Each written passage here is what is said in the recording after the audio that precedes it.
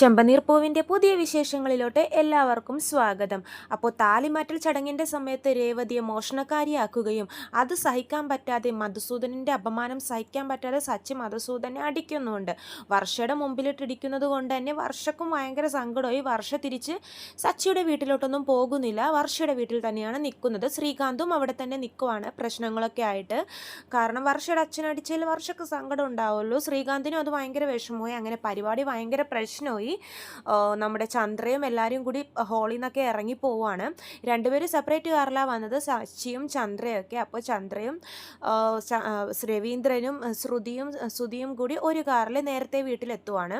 വീട്ടിലെത്തിയ ഉടനെ ചന്ദ്ര തുടങ്ങും ബഹളം രവീന്ദ്രൻ്റെ അടുത്ത്. നിങ്ങൾക്കിപ്പോൾ സമാധാനമായല്ലോ, ഇതുകൊണ്ടാണ് ഞാൻ ആ കള്ളുകൂടിയനെ ചടങ്ങിന് വരണ്ടെന്ന് പറയാൻ പറഞ്ഞത്. അപ്പോൾ എന്നെ എല്ലാവരും കൂടി എൻ്റെ വായടപ്പിച്ചു. എന്തോരം പറഞ്ഞു ഞാൻ അവനെ കൊണ്ടുവരണ്ട, ആ കുടിക്കുന്നവൻ എന്തെങ്കിലും പ്രശ്നം ഉണ്ടാക്കുന്നു ഞാൻ പറഞ്ഞതല്ലേ. അപ്പോൾ നിങ്ങൾ കാരണമാണ് അവൻ വന്നത്. മോൻ്റെ അടുത്തുള്ളൊരു സ്നേഹം, മോൻ വന്നില്ലെങ്കിൽ ഞാനും വരില്ല എന്ന്. ഇപ്പോൾ സമാധാനമായല്ലോ. നാട്ടുകാരുടെ മുമ്പിൽ ഇനി നമ്മൾ എങ്ങനെ നോക്കും? നമ്മുടെ നാണോ മാനോ എല്ലാം പോയി. വർഷയുടെ അച്ഛൻ്റെ വീട്ടുകാരുടെ അടുത്തൊക്കെ അമ്മേൻ്റെ അടുത്തൊക്കെ നമ്മളിനി എങ്ങനെ നോക്കും എന്ന് പറഞ്ഞ് ചന്ദ്ര ഭയങ്കരമായിട്ട് ഒച്ചെടുക്കുവാണ് രവീന്ദ്രൻ്റെ അടുത്ത്. അപ്പോൾ രവീന്ദ്രൻ സച്ചിയെ സപ്പോർട്ട് ചെയ്ത് സംസാരിക്കുന്നുണ്ട്. അയാളും മധുസൂദനനും ഒട്ടും മോശമല്ലല്ലോ, അയാൾ എന്തൊക്കെയാണ് പറഞ്ഞത് നമ്മുടെ രേവതിയെ പറ്റിയിട്ട്. അപ്പോൾ ശ്രുതി പറയുന്നുണ്ട്, എന്തൊക്കെ പറഞ്ഞാലും അത് വർഷയുടെ അച്ഛനല്ലേ, സച്ചിക്ക് കുറച്ചും കൂടി ക്ഷമിക്കായിരുന്നു. വർഷക്ക് അത് ഭയങ്കര സങ്കടമായി, സ്വന്തം അച്ഛനെ തല്ലേന്നൊക്കെ പറയുമ്പോൾ രവീന്ദ്രൻ ഇങ്ങനെ ആലോചിക്കുന്നുണ്ട്. അത് ശരിയാ മോളെ, പക്ഷെ സച്ചി അവൻ്റെ ഭാര്യയെ പറ്റി പറഞ്ഞാൽ ആരായാലും ചോദിക്കില്ലേ, അവരെ കള്ളിയാക്കിയില്ലേ അതുകൊണ്ടല്ലേ സച്ചി അങ്ങനെയൊക്കെ ചെയ്തതെന്നൊക്കെ രവീന്ദ്രൻ പറയുന്നുണ്ട്. അപ്പോൾ ചന്ദ്ര പിന്നെയും ചൂടാവുന്നുണ്ട്. നിങ്ങൾ ഇനിയും ആ സച്ചിയെ സപ്പോർട്ട് ചെയ്തുകൊണ്ടിരുന്നോ? ഇപ്പോൾ കണ്ടില്ലേ എങ്ങനെയാണാവോ ആ കള്ളുകൂടിയൻ എൻ്റെ വയറ്റിൽ വന്ന് ജനിച്ചത്, ഏത് ജന്മത്തിൽ ഞാൻ ചെയ്ത പാപം കൊണ്ടാണാവോ എൻ്റെ വയറ്റിൽ ജനിച്ചതെന്നൊക്കെ പറയുവാണ് ചന്ദ്ര. രവീന്ദ്രനൊക്കെ ഇത് കേട്ടിട്ട് നല്ല സങ്കടം വരുന്നുണ്ട്. എന്നിട്ട് ചന്ദ്ര പറയുവാണ്, ആ പൂക്കടക്കാരി അവൾ എന്ന് ഈ വീട്ടിൽ മരുമോളായിട്ട് വന്ന് കയറിയോ അന്ന് തുടങ്ങിയതാണ് ഈ വീട്ടിൽ പ്രശ്നം. അവളെ ഈ വീട്ടിൽ മരുമോളാക്കി കൊണ്ടുവന്നതും നിങ്ങളാണ് എല്ലാ പ്രശ്നങ്ങൾക്കും കാരണം. പൂ തെരുവിൽ നിന്നും വിൽക്കുന്നത് പോലെ ഞങ്ങളുടെ കുടുംബത്തിൻ്റെ മാനം അവൾ തെരുവിലോട്ട് വലിച്ചെറിഞ്ഞിരിക്കുക. ഞങ്ങളിനി എന്ത് ചെയ്യും? ഞങ്ങളുടെ നാണമാനം നാട്ടുകാരുടെ മുമ്പിലൊക്കെ ഇനി എങ്ങനെ നോക്കും എന്ന് പറഞ്ഞ് ചന്ദ്ര ഇങ്ങനെ ഒച്ചെടുക്കുവാണ്. നമ്മുടെ മോൻ ഇനി ഈ വീട്ടിലോട്ട് തിരിച്ചു വരില്ല, ഇനി അവൻ അവിടെ തന്നെ നിൽക്കും, വർഷയുടെ കൂടെ വർഷയുടെ വീട്ടിലായിരിക്കും നിൽക്കുന്നത്. ഞാനിനി എന്ത് ചെയ്യും? എനിക്ക് എൻ്റെ ശ്രീകാന്തിനെ കാണാൻ ഞാൻ എന്ത് ചെയ്യും എന്നൊക്കെ ചന്ദ്ര ഇങ്ങനെ കരയുവാണ്. സച്ചിയൊന്നും എത്തിയിട്ടില്ല കേട്ടോ ഈ ടൈമിൽ. സച്ചിയൊക്കെ വേറെ കാറിലാണല്ലോ വരുന്നത്.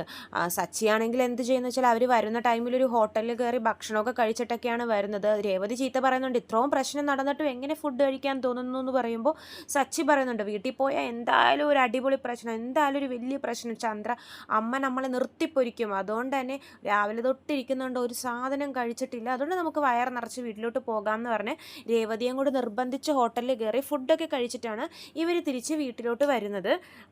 അപ്പോൾ ഇവർ വീട്ടിലോട്ട് എത്തുന്നതിന് മുമ്പാണ് ചന്ദ്ര ഈ പ്രശ്നങ്ങളൊക്കെ ഉണ്ടാക്കുന്നത്. രവീന്ദ്രനെ നിർത്തിപ്പൊരിക്കുവാണ്. രവീന്ദ്രൻ പറയുന്നുണ്ട്, നമ്മുടെ രേവതി എന്താ, അയാൾ എന്തൊക്കെയാണ് രേവതിയെ പറഞ്ഞാൽ, നമ്മുടെ രേവതി എന്താ കള്ളിയാണോ എന്ന് ചോദിക്കുമ്പോഴേക്കും ചന്ദ്ര പറയുന്നുണ്ട്, ആർക്കറിയാം അവൾ കള്ളിയാണോ അല്ലോ എന്ന്, ഇനി അങ്ങനെ ചെയ്തിട്ടുണ്ടെങ്കിലോ എന്ന് ചോദിക്കുമ്പോഴേക്കും രവീന്ദ്രൻ ചീത്ത പറയുന്നുണ്ട്, ദേ മര്യാദക്കിരുന്നോ ചന്ദ്രേനി, അവൾ കഷ്ടപ്പെട്ട് പണിയെടുത്ത് അധ്വാനിച്ച് ജീവിക്കുന്നവളാണ്, അവൾക്കതിൻ്റെ ആവശ്യമൊന്നുമില്ല, അവളുടെ സ്വർണ്ണം മൊത്തം നിൻ്റെ മുമ്പിൽ കൊണ്ടെന്ന് വെച്ചില്ലേ, അവൾ സ്വർണ്ണത്തിനോട് ആർത്തിയുള്ളവളാണെങ്കിൽ അങ്ങനെയൊക്കെ ചെയ്യൂ, നിനക്ക് തരോ അവളുടെ സ്വർണ്ണം മൊത്തം എന്നൊക്കെ പറഞ്ഞ് രേവതിയെ സപ്പോർട്ട് ചെയ്യുന്നുണ്ട് നമ്മുടെ രവീന്ദ്രൻ. ശ്രുതി പറയുന്നുണ്ട്, ആൻറ്റി വെറുതെ ഇങ്ങനെ ഓരോന്ന് ഓർത്തിട്ട് ഇങ്ങനെ ടെൻഷനൊന്നും അടിക്കല്ലേ, ഞാൻ വേണമെങ്കിൽ ഫ്രൂട്ട്സ് എന്തെങ്കിലുമൊക്കെ കൊണ്ടുതരാം, ജ്യൂസ് അടിച്ച് തരാം എന്നൊക്കെ പറയുമ്പോൾ ചന്ദ്ര പറയുന്നുണ്ട്, കുറച്ച് നേരം എല്ലാവരും കൂടി എന്നെ ഒന്ന് വെറുതെ വിട്, ഞാൻ കുറച്ച് നേരം ഒന്ന് ഒറ്റയ്ക്ക് ഇരിക്കട്ടെ. അപ്പോൾ എല്ലാവരും പറയും, അവൾ കുറച്ച് നേരം ഒറ്റയ്ക്ക് ഇരിക്കട്ടെ, അവളുടെ മൈൻഡൊക്കെ ഒന്ന് സെറ്റ് ആവട്ടെ എന്ന് പറഞ്ഞിട്ട് എല്ലാവരും പോകുവാണ്. ചന്ദ്ര അപ്പോഴും നല്ല ആലോചനയിലാണ്. ഇങ്ങനെ ഇതൊക്കെ കഴിഞ്ഞിട്ടാണ് നമ്മുടെ സച്ചിയും രേവതിയും കൂടി വരുന്നത്. കാരണം അവർ ഫുഡ് കഴിക്കാൻ വേണ്ടി കയറിയിട്ടുണ്ടായിരുന്നല്ലോ. ഫുഡൊക്കെ കഴിച്ച് വന്ന് അവർ വീട്ടിലോട്ട് കയറാൻ പോകുമ്പോഴേക്കും ചന്ദ്ര ഒച്ചയാണ്, നിക്കട അവിടെ, എന്തിനാടെ ഇങ്ങോട്ടേക്ക് വന്നത്, ഇറങ്ങിപ്പോടെ രണ്ടാളും എന്ന് പറഞ്ഞ് ചന്ദ്ര ഒച്ചെടുക്കുവാണ്. അപ്പോൾ സച്ചി പറയും, ഞങ്ങൾ ഇങ്ങോട്ട് വരാതെ പിന്നെ എങ്ങോട്ട് പോകാനാന്ന് പറയുമ്പോഴേക്കും ചന്ദ്ര പറയുന്നുണ്ട്, നിങ്ങൾ ഇങ്ങോട്ട് ഇനി വരണ്ട, ഇതെൻ്റെ വീടാണ്, നിങ്ങൾ ഇനി ഈ വീട്ടിൽ നിങ്ങൾക്ക് ഇനി ഒരു അവകാശവും ഇല്ല, ഇറങ്ങിപ്പോടെ കള്ളുകുടിയാന്ന് പറഞ്ഞ് സച്ചിയും രേവതിയൊക്കെ ചീത്ത പറയുവാണ് ചന്ദ്ര. അപ്പോൾ രവീന്ദ്രൻ പറയുന്നുണ്ട്, അവരെവിടെ പോകാനാ, അവരിങ്ങോട്ടേക്ക് കയറട്ടെ, വാടാ സച്ചി അകത്തോട്ടോട്ട് കയറി വാടാന്ന് പറയുമ്പോഴേക്കും ചന്ദ്ര പറയുന്നുണ്ട്, കയറരുത്, എങ്ങോട്ട് വേണമെങ്കിലും പൊക്കോട്ടെ, ഈ വീട്ടിൽ ഇനി ഇവർ കാലെടുത്ത് വെക്കരുതെന്ന് പറയുമ്പോഴേക്കും രവീന്ദ്രൻ പറയുന്നുണ്ട്, അവൾ അങ്ങനെയൊക്കെ പറയും, നീ കയറി പോടാന്ന് പറയുന്നുണ്ട്.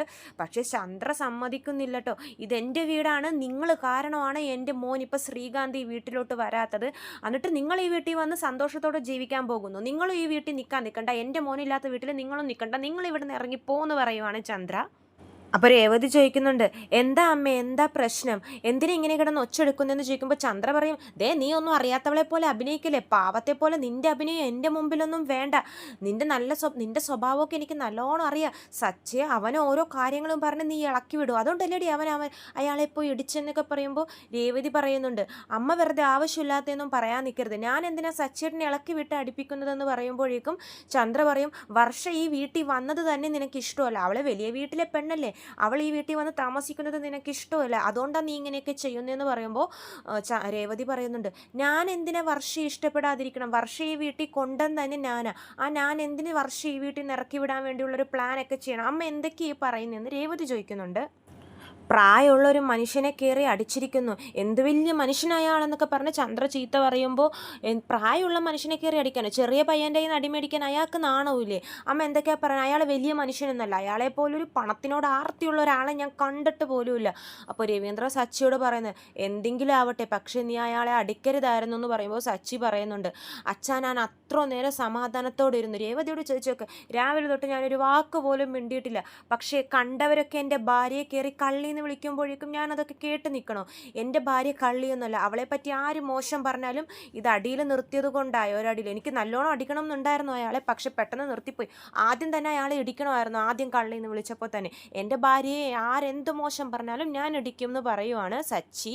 അപ്പോൾ നമ്മുടെ ചന്ദ്ര ചോദിക്കുന്നുണ്ട്, പിന്നെ കള്ളി എന്ന് വിളിക്കുമ്പോൾ എന്താ അവൾ തേഞ്ഞു പോയോ, അയാൾ അങ്ങനെ പറഞ്ഞൊന്നിരിക്കട്ടെ, അയാളുടെ ഭാഗത്ത് തന്നെയാണ് തെറ്റൊന്നിരിക്കട്ടെ, അയാൾ അങ്ങനെ വിളിച്ചു എന്നിരിക്കട്ടെ, അതിനിപ്പോൾ എന്താ, അത് കേട്ടില്ലാന്നെന്ന് വെച്ച് നടിച്ചാൽ പോരെയെന്ന് പറയുമ്പോഴേക്കും സച്ചിക്ക് പിന്നെയും ദേഷ്യം വരുമോ. സച്ചി പറയുന്നുണ്ട്, എന്തിന് കേട്ടില്ല എന്ന് വെച്ച് നടിക്കണം, എൻ്റെ ഭാര്യ കഷ്ടപ്പെട്ട് അധ്വാനിച്ച് ജീവിക്കുന്നവളാ, അവൾ ഒരു കള്ളത്തരം ഇന്നേ വരെ കാണിച്ചിട്ടില്ല, ഇവിടെ കള്ളത്തരം കാണിച്ചവരൊക്കെ ഉണ്ടല്ലോ, 45 ലക്ഷം എടുത്തുകൊണ്ട് പോയവരും ബ്യൂട്ടി പാർലറിൻ്റെ പേര് മാറ്റി കള്ളത്തരം കാണിച്ചവരൊക്കെ ഉണ്ടല്ലോ, അവരെയൊക്കെ കള്ളിന്ന് വിളിക്കുക, എൻ്റെ ഭാര്യയെ കള്ളിന്ന് വിളിക്കാൻ നിൽക്കണ്ടെന്ന് സച്ചി പറയുവാണ്. രേവതി അത്രയ്ക്ക് ഇഷ്ടമാണ് സച്ചിക്ക്, പക്ഷെ ചന്ദ്രയുടെ തലയിൽ ഇതൊന്നും കയറുന്നില്ല, ചന്ദ്ര അവരെ വീട്ടിൽ നിർത്തില്ല എന്നുള്ളൊരൊറ്റ വാശിക്ക് തന്നെ നിൽക്കുവാണ്. ഈ വീട്ടിൽ ഒന്നെങ്കിലും ഞാൻ അല്ലെങ്കിൽ ഇവർ ആരെങ്കിലും ഒരു കൂട്ടരെ നിൽക്കത്തുള്ളൂ എന്ന് ചന്ദ്ര പറയുവാണ്. അപ്പോൾ രവീന്ദ്രൻ പറയുന്നുണ്ട്, വെറുതെ ഒരു ചന്ദ്ര, അവർ കയറിപ്പോട്ടെ, കഴിഞ്ഞത് കഴിഞ്ഞു, ഇനി അതിനെപ്പറ്റി പറഞ്ഞിട്ട് കാര്യമുണ്ടോ, ഇല്ല ഞാൻ പറയും, കാരണം ഇവരിനി ഈ വീട്ടിൽ നിൽക്കണ്ടെന്ന് ചന്ദ്ര ഒറ്റ വാശിക്ക് തന്നെ നിൽക്കുവാണ്. ഇവരുള്ള വീട്ടിൽ വർഷയും ശ്രീകാന്തും വരത്തില്ല എന്ന് പറയുമ്പോൾ സച്ചി പറയുന്നുണ്ട്, അവർ വരണ്ട, അതിനിപ്പോൾ എന്താണെന്ന് ചോദിക്കുമ്പോൾ, കണ്ടോ ഇവരുള്ള വീട്ടിലൊരു സമാധാനം ഉണ്ടാവില്ല, ഇവർ കാരണം വീട്ടിലുള്ള എല്ലാവരും തല്ലി പിരിഞ്ഞുകൊണ്ടിരിക്കുവാണ്, നാശം പിടിച്ച ജന്മങ്ങളാ രണ്ടിനെ ഈ വീട്ടിൽ നിന്ന് ഇറക്കി പുറത്താക്കുന്ന ചന്ദ്ര പറയുവാണ് രവീന്ദ്രനോട്. അപ്പോൾ സച്ചിക്ക് ഇതൊക്കെ കേട്ടിട്ട് സങ്കടം വരുന്നുണ്ട് കേട്ടോ. സച്ചിയോട് തന്നെ ചന്ദ്ര പറയുവാണ്, എങ്ങനെ നീ എൻ്റെ വയറ്റിൽ വന്ന് ജനിച്ചടാ. പാവം സച്ചിക്കപ്പോൾ അതൊക്കെ കേൾക്കുമ്പോൾ സങ്കടം വരുന്നുണ്ട്, രേവതിക്കും സങ്കടം വരുന്നുണ്ട് കേട്ടോ. സച്ചിക്കപ്പോൾ ഒരു തീരുമാനം, സച്ചി അപ്പോൾ എന്തായാലും ഒരു തീരുമാനം എടുക്കണമല്ലോ, ചന്ദ്ര ഒറ്റ വാശിക്ക് അങ്ങനെ നിൽക്കുവാണ്. സച്ചിയും അപ്പോൾ എന്തെങ്കിലും തീരുമാനം എടുക്കാൻ വേണ്ടി സച്ചിയും രേവതി ഇങ്ങനെ നിൽക്കുവാണ്. സച്ചി ഭയങ്കര വിഷമത്തോടെ തന്നെ ലാസ്റ്റ് പറയുന്നുണ്ട്, അപ്പോൾ ഇപ്പം എന്താ, ഞങ്ങൾ പോകണം, അതാണല്ലേ തീരുമാനം, ഞങ്ങളുള്ളതാണല്ലേ ഈ വീട്ടിൽ പ്രശ്നം, എന്നെ അമ്മക്ക് പണ്ടേ കണ്ടുകൂടല്ലോ. സച്ചിക്ക് സങ്കടം വരുന്നുണ്ട്. അപ്പോൾ ശരി, ഞങ്ങൾ എന്നാൽ പോകാം, രേവതി ബാഗൊക്കെ പാക്ക് ചെയ്യടി, നമുക്ക് പോകാം എന്ന് സച്ചി പറയുകയാണ് രേവതിയോട്. രേവതി ഇത് കേട്ട് ഇങ്ങനെ ഞെട്ടി നിൽക്കുവാണ്, കാരണം രേവതിക്ക് എന്തൊക്കെയായാലും ആ വീടിനോട് ഒരു അറ്റാച്ച്മെൻ്റ് ഉണ്ടല്ലോ, രേവതിക്ക് ഭയങ്കര ഇഷ്ടമാണല്ലോ. രേവതി പറയും, സച്ചിയേട്ടൻ എന്താ ഈ പറയുന്നേ, വേണ്ട രേവതി, നമുക്കിനി ഈ വീട്ടിൽ നിൽക്കണ്ട, അമ്മ പറഞ്ഞത് കേട്ടില്ലേ, അമ്മ കാരണം ഇനി വേറെ ആരും ഈ വീട്ടിലെ തല്ലി പിരിയണ്ട, നമുക്ക് പോകാം രേവതി, ബാഗൊക്കെ എടുക്ക്, ചെറുതാണെങ്കിലും നമുക്കൊരു വീട് നോക്കാം, അവിടെ സന്തോഷവും സമാധാനത്തോടെ ഇരിക്കാം, ഈ വീട്ടിലാണ് ഒരു സമാധാനം പോലുമില്ല, നമുക്ക് മാറിപ്പോയി സന്തോഷത്തോടെ ജീവിക്കാം രേവതി എന്നൊക്കെ പറഞ്ഞ് സച്ചി ഒരുപാട് വിഷമത്തോടു കൂടെ തന്നെയാണ് രേവതിയോട് ഇത് പറയുന്നത്. രേവതിയും ഒരുപാട് വിഷമത്തിലാണ്. അങ്ങനെ രേവതി ബാഗൊക്കെ പാക്ക് ചെയ്യുവാണ്. എന്തായാലും ഇനി രേവതിയൊക്കെ ആ വീട് വിട്ട് പോകുമായിരിക്കും. സച്ചിയും ആ തീരുമാനത്തിൽ തന്നെ ഉറച്ചു നിൽക്കുവാണ്. അപ്പോൾ വരും വിശേഷങ്ങൾ, ചന്ദ്രയുടെ തീരുമാനത്തിൽ എന്തെങ്കിലും മാറ്റം ഉണ്ടാവുമെന്ന് തോന്നുന്നില്ല, കാരണം ശ്രീകാന്ത് വീട്ടിൽ വീട്ടിലോട്ട് വന്നിട്ടില്ലല്ലോ. ചന്ദ്ര എന്തായാലും സച്ചിയെ പുറത്താക്കുവാണ് വീട്ടിൽ നിന്ന് തന്നെ. ചന്ദ്രയെ ഒരു മോനായിട്ട് പണ്ടേ കണ്ടിട്ടില്ല, സച്ചിയെ ഒരു മോനായിട്ട് ചന്ദ്ര പണ്ടേ കണ്ടിട്ടില്ല. ഈ പ്രശ്നവും കൂടി ആയപ്പോൾ അത് പൂർത്തിയായി. ഏതായാലും സച്ചിയും രേവതിയും വീട്ടിൽ നിന്നും പുറത്താക്കുവാണ് ചന്ദ്ര. അപ്പോൾ കൂടുതൽ വിശേഷങ്ങൾ ഞാൻ ചാനലിലൂടെ അപ്ലോഡ് ചെയ്യും. ചാനൽ സബ്സ്ക്രൈബ് ചെയ്യാത്തവരുണ്ടെങ്കിൽ സബ്സ്ക്രൈബ് ചെയ്യണേ. വീഡിയോ ഇഷ്ടമായെങ്കിൽ ലൈക്ക് ചെയ്യാനും മറക്കരുത്. എല്ലാവർക്കും നന്ദി.